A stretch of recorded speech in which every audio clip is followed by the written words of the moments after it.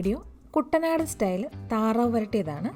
ഇത് അപ്പത്തിൻ്റെയും ചപ്പാത്തി പൊറോട്ടയൊക്കെ കൂടെ മാത്രമല്ല കേട്ടോ, ചോറിൻ്റെ കൂടെയും സൂപ്പറാണ്. അപ്പോൾ എങ്ങനെയാണ് തയ്യാറാക്കുന്നതെന്ന് കാണാം. നമ്മളിവിടെ ഒരു വലിയ താറാവ് ക്ലീൻ ചെയ്ത് കഷ്ണങ്ങളാക്കി എടുത്തിരിക്കുകയാണ്. ക്ലീൻ ചെയ്തതിന് ശേഷം തന്നെ ഏകദേശം 2 കിലോയോളം ഉണ്ട്. നമുക്കിവിടെ ഇത് ഫ്രഷായിട്ട് കിട്ടാത്തതുകൊണ്ട് കോസ്കോയിൽ നിന്ന് ഫ്രോസൺ ഡക്ക് വാങ്ങിയതാണ്. അപ്പോൾ ഇതുപോലെ ഫ്രോസൺ കിട്ടുന്നവർക്ക് വേണ്ടിയുള്ള സജഷനാണ്. ഫ്രോസൺ ഡക്ക് തലേന്ന് തന്നെ ഫ്രീസറിൽ നിന്ന് ഫ്രിഡ്ജിലേക്ക് മാറ്റി വയ്ക്കുക. അങ്ങനെ ഫ്രിഡ്ജിലിരുന്ന് തണുപ്പ് കുറഞ്ഞ് സോഫ്റ്റ് ആയതിനു ശേഷം വേണം ബാക്കി തണുപ്പ് മാറ്റാനായിട്ട് നമ്മൾ വെള്ളത്തിലിടുന്നത്. അല്ലാതെ ഫ്രീസറിൽ നിന്ന് നേരെ ചൂടുവെള്ളത്തിലേക്ക് ഇടാതെ ഇരിക്കുന്നതാണ് നല്ലത്.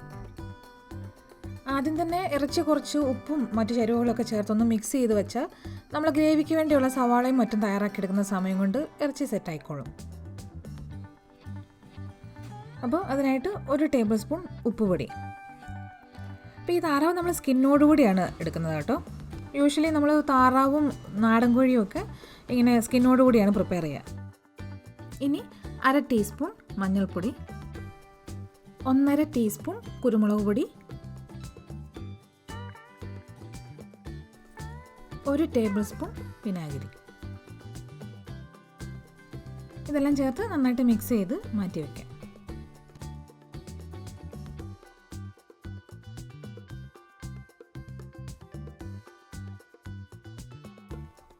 കറി തയ്യാറാക്കാനായിട്ട് നമ്മളൊരു വലിയ പാനിലേക്ക് 3-4 ടേബിൾ സ്പൂൺ വെളിച്ചെണ്ണ എടുക്കുകയാണ്.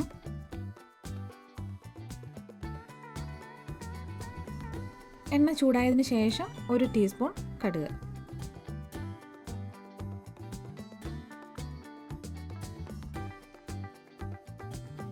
കടുക് പൊട്ടിക്കഴിഞ്ഞാൽ അതിലേക്ക് നമ്മളൊരു ചെറിയ പീസ് കറുവപ്പട്ട, ഒരു 1.5 ഇഞ്ച് നീളം ഉണ്ടാവുള്ളൂ, പിന്നെ 2 ഏലക്ക, 3 ഗ്രാമ്പു.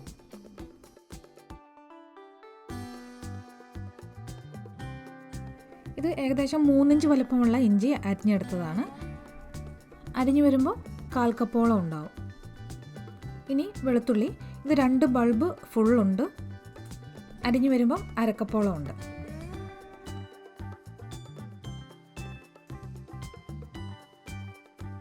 അടുത്തത് പച്ചമുളക് നെടുകെ കീറി ചേർക്കുകയാണ്.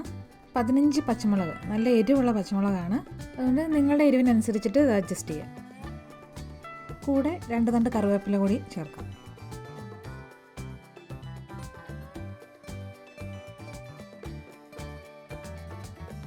ഇതിൻ്റെ കൂടെ തന്നെ നമ്മൾ തേങ്ങാക്കൊത്ത് കൂടി ചേർക്കുകയാണ്. ഏകദേശം 1/2 കപ്പിന് മേലെ തേങ്ങാക്കൊത്ത്. നിങ്ങൾക്ക് ഈ തേങ്ങാക്കൊത്ത് നല്ലപോലെ വറുത്ത് മൊരിഞ്ഞ് വേണമെങ്കിൽ തേങ്ങാക്കൊത്ത് സെപ്പറേറ്റ് വറുത്തെടുക്കണം. ഇവിടെ ഇതിപ്പോൾ കറിക്കുള്ളിൽ കിടന്ന് വെന്ത് ആ ടേസ്റ്റ് പിടിച്ചെടുക്കാനാണ് ഒരുപാട് മുരിച്ചെടുക്കാത്തത്. അങ്ങനെ കറിക്കുള്ളിൽ തന്നെ കിടന്ന് വെന്ത് ആ തേങ്ങാക്കൊത്തിനൊരു പ്രത്യേക ടേസ്റ്റാണ്. അപ്പോൾ അതുകൊണ്ട് ഇവിടെ നമ്മൾ തേങ്ങാക്കൊത്ത് ബ്രൗൺ ആവുന്നത് വരെ വെയിറ്റ് ചെയ്യുന്നില്ല. ഇഞ്ചിയും വെളുത്തുള്ളിയും ലൈറ്റ് ബ്രൗൺ ആകുമ്പോൾ സവാള ചേർക്കുക. 3 വലിയ സവാളയാണ് ഇവിടെ എടുത്തിരിക്കുന്നത്.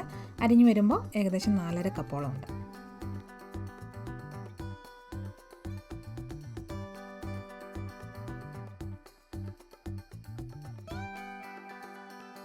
സവാള നല്ലപോലെ വഴറ്റിയെടുക്കണം. നല്ലപോലെ സവാള ഒന്ന് ഒതുങ്ങിയിട്ട് ഇനി ഇതിലേക്ക് പൊടികൾ ചേർക്കാം. അതിന് മുന്നേ ഒരല്പം എണ്ണ കൂടി ചേർക്കുകയാണ്. ഇനി ഇതിലേക്ക് ഒരു 5 ടേബിൾ സ്പൂൺ മല്ലിപ്പൊടി. 5 ടേബിൾ സ്പൂൺ എന്ന് പറയുന്നത് അളവ് സ്പൂണിൽ നികത്തി എടുത്തിട്ടാണ്. കൂന കൂട്ടിയെടുത്താൽ ഒരുപാട് കൂടി പോകും, അപ്പോൾ അത് ശ്രദ്ധിക്കണം. ഒരു 1/4 ടീസ്പൂൺ മഞ്ഞൾപ്പൊടി കൂടി. പച്ചമുളകും കുരുമുളക് പൊടിയൊക്കെ ആയിട്ട് ആവശ്യത്തിന് എരിവ് ചെന്നിട്ടുണ്ട്. കൂടാതെ ഇറച്ചി വരട്ടിയെടുക്കുന്ന സമയത്ത് നമ്മൾ മസാല കൂടി ചേർക്കുന്നുണ്ട്. അതുകൊണ്ട് തന്നെ ഇവിടെ ഇപ്പോൾ മുളക് പൊടിയും കൂടി ആവശ്യമില്ല. അപ്പോൾ മല്ലിപ്പൊടിയുടെ പച്ചമണം മാറുന്നത് വരെ വഴറ്റണം. എന്നിട്ട് നമുക്കിതിലേക്ക് തക്കാളി ചേർത്ത് കൊടുക്കാം. 2 ചെറിയ തക്കാളിയാണ് എടുത്തിരിക്കുന്നത്. അത് അരിഞ്ഞു വരുമ്പോൾ ഏകദേശം 1/2 കപ്പോളം ഉണ്ട്.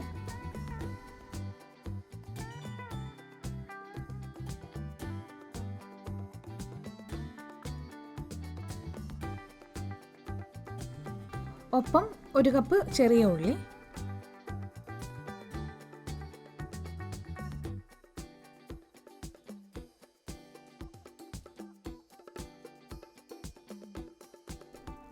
കുറച്ച് കറിവേപ്പില കൂടി ഫ്രഷായിട്ട് ചേർക്കുകയാണ്. ഇപ്പോൾ ഈ തക്കാളിയും ഉള്ളിയും വരട്ടേണ്ട കാര്യമില്ല. ഇപ്പോൾ ഇറച്ചി കൂടി ചേർക്കാൻ പോവുകയാണല്ലോ, അപ്പോൾ ഇറച്ചിക്കൊപ്പം അത് വെന്തോളും. ഇനി ഇതിലേക്ക് നമ്മൾ മാറ്റി വെച്ച താറാവിറച്ചി ചേർക്കാം. ഈ പാനിൽ തന്നെ അങ്ങ് വേവിക്കാനാണ്. ഇതിപ്പോൾ സമയമില്ലാത്തവർക്ക് വേണമെങ്കിൽ കുക്കറിൽ വേവിച്ചിട്ട് പിന്നെ പാനിലേക്ക് ഇതേപോലെ ഇട്ട് വരട്ടിയെടുക്കാം. പക്ഷേ ഇങ്ങനെ പാനിൽ സ്ലോ കുക്ക് ചെയ്തെടുത്താൽ കുറച്ചുകൂടി ടേസ്റ്റി ആയിരിക്കും.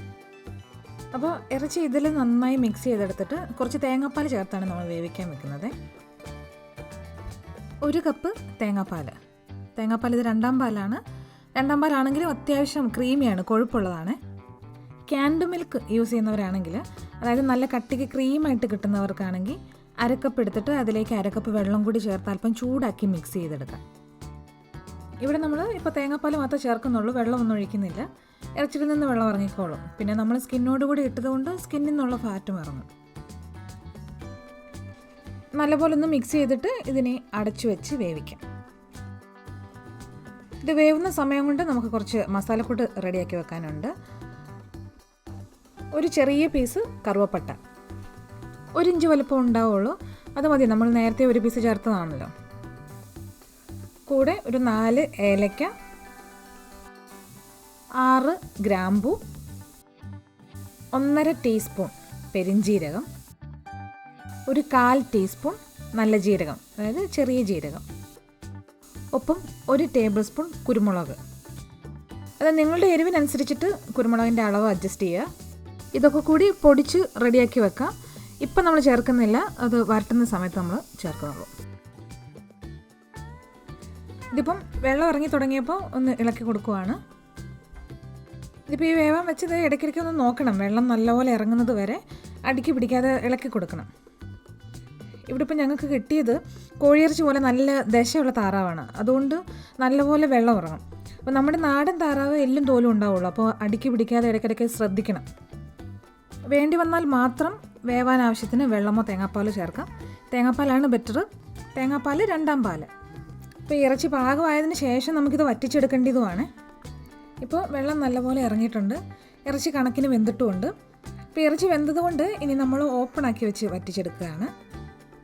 തീ അല്പം കൂട്ടി വെച്ച് കണ്ടിന്യൂസ് ആയിട്ട് ഇളക്കി കൊടുത്തുകൊണ്ടാണ് വറ്റിക്കുന്നത്. ചാറ് കുറച്ചൊന്ന് കുറുകി തുടങ്ങുമ്പോൾ നമ്മൾ പൊടിച്ചു വെച്ച് മസാലക്കൂട്ടുകൂടി ചേർക്കും. ചാറ് കുറുകി തുടങ്ങി, ഇനി നമ്മൾ നേരത്തെ പൊടിച്ചു വെച്ചിരിക്കുന്ന മസാലക്കൂട്ട് ചേർക്കാം.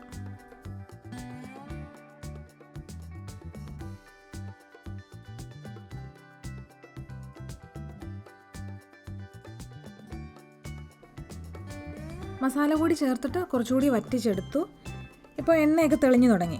ഇനി തീ കുറച്ചിട്ട് തേങ്ങാപ്പാൽ 1ാം പാൽ ചേർക്കുകയാണ്. 1 കപ്പ് തേങ്ങാപ്പാൽ. ഈ തേങ്ങാപ്പാൽ ഞങ്ങൾക്കിവിടെ കിട്ടുന്നത് തീരെ മധുരം ഇല്ലാത്തതാണ്. അപ്പോൾ നമ്മുടെ നാട്ടിലെ തേങ്ങയ്ക്കാണെങ്കിൽ നല്ല മധുരമുണ്ട്. അപ്പോൾ അതുകൊണ്ട് നാട്ടിലെ ടേസ്റ്റുമായിട്ട് ബാലൻസ് ആകാനായിട്ട് അല്പം പഞ്ചസാര കൂടി ചേർക്കുകയാണ്. അപ്പോൾ നിങ്ങൾ ഉപയോഗിക്കുന്ന തേങ്ങാപ്പാൽ മധുരമുള്ളതാണെങ്കിൽ ഇത് ചേർക്കേണ്ട കാര്യമില്ല.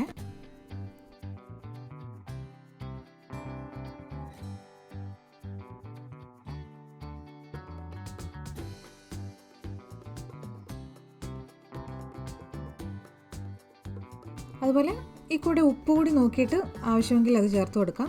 ഞാനിപ്പോൾ ഒരു ടീസ്പൂൺ ഉപ്പ് കൂടി ചേർക്കുകയാണ്. ഉപ്പ് നിങ്ങളുടെ കണക്കിനനുസരിച്ചിട്ട് അളവ് അഡ്ജസ്റ്റ് ചെയ്യുക. ഇപ്പോൾ ചാറ് അത്യാവശ്യം കുറുകിയിട്ടുണ്ട്. ഈ പരുവത്തിൽ എടുക്കേണ്ടവർക്ക് എടുക്കാം. അല്പം കൂടി വരട്ടിയാൽ നല്ല പെരളം പരുവത്തിൽ കിട്ടും. ഇതിപ്പോൾ ഇത് തന്നെയാണേലും ചൂട് കുറയുമ്പോൾ കുറച്ചുകൂടി കുറുകി ഈ പരുവത്തിലാകും.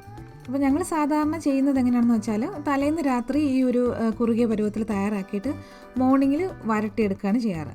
ഇപ്പം തന്നെ റോസ്റ്റായിട്ട് വേണ്ടവർക്ക് ഇത് കുറച്ച് നേരം കൂടെ നല്ലപോലെ എണ്ണ തെളിഞ്ഞ് ആ എണ്ണയിൽ തന്നെ വീണ്ടും വരട്ടിയെടുത്ത് റോസ്റ്റാക്കി എടുക്കാം. അപ്പോൾ ഇങ്ങനെയാണ് ഞങ്ങൾ താറാവ് കറിയും താറാവ് റോസ്റ്റും തയ്യാറാക്കുക. അപ്പോൾ നിങ്ങൾ ട്രൈ ചെയ്ത് നോക്കുക. ഇഷ്ടമായാൽ വീഡിയോ ലൈക്ക് ചെയ്യാനും ഷെയർ ചെയ്യാനും ഞങ്ങളുടെ ചാനൽ സബ്സ്ക്രൈബ് ചെയ്യാനും മറക്കല്ലേ. താങ്ക്